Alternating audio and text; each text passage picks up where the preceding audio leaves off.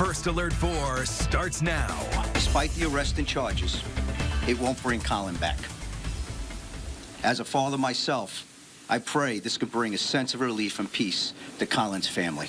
First at 6, a major break in a 16-year-old's murder. One person has been arrested in a homicide, sending shockwaves throughout the metro and making national headlines. Colin Brown was shot on I-55 last month while riding in a car with his dad. The teen died in the hospital about a week later. And since then, St. Louis police have been working to find those responsible. Now they have arrested the first suspect, and there could be more in the future.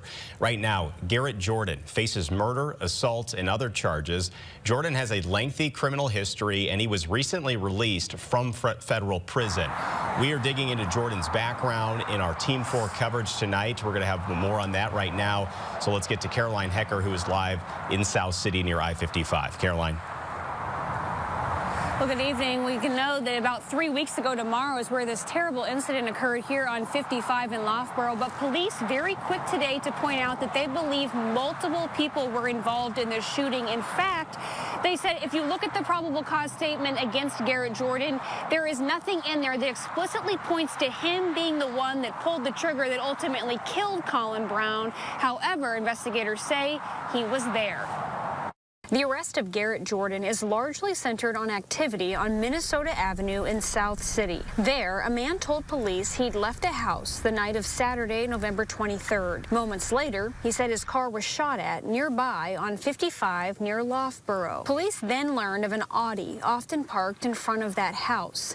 Video would later show it following that man's car down Minnesota Avenue and onto 55. Cell phone location data placed Jordan inside the Audi. They don't really care about human life, and here's the consequence of something happening, and where we're at today, where it's senseless.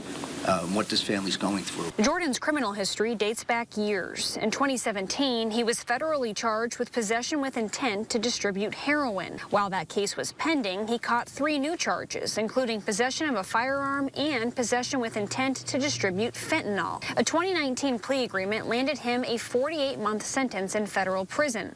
It's unclear how long he served, but he was sent back to prison in April of this year after violating his probation. He was released October 11th, 6 weeks before the interstate shooting that killed Colin Brown. Circuit Attorney Gabe Gore says he's confident Jordan wasn't acting alone. You'll see that we charge acting with another, and there is a concept in criminal law of transferred intent. So what is transferred intent? Well, it's somewhere where you can hold the defendant responsible for hurting someone when their intention was to hurt somebody else. Now, you'll remember when that investigation took place here at 55 in Loughborough, investigators found more than 20 shell casings. They say those came from both a rifle and a handgun, which police say is consistent with multiple shooters in this case. So this investigation remains very active. Now, reaction to the news of this arrest has been pouring in from those who knew Colin Brown as well as his family. Our Kimberly Donahue is covering that angle for us tonight. Kim? Caroline, this day comes with a mix of emotions for everyone in Colin's life, with recognition from those in the hockey community to those in law enforcement. The Brown family has a close relationship with law enforcement in this area. Colin's father, Calvin Brown, is a retired colonel with the Illinois State Police.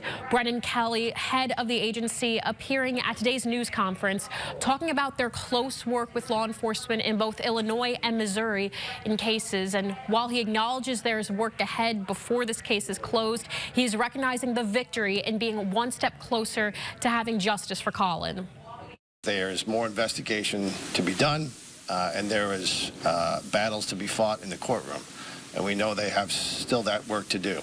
But for this first step today, for the people in Illinois that love Colin, and people in Missouri that love Colin, and people across this country that love him, we are grateful for it. Tonight at 10, you'll hear how the support for Brown's family keeps growing and how you can help. Corey, Sam. Kim, we'll see you at 10 o'clock tonight. Thank you. And we were the first to alert you about the charge.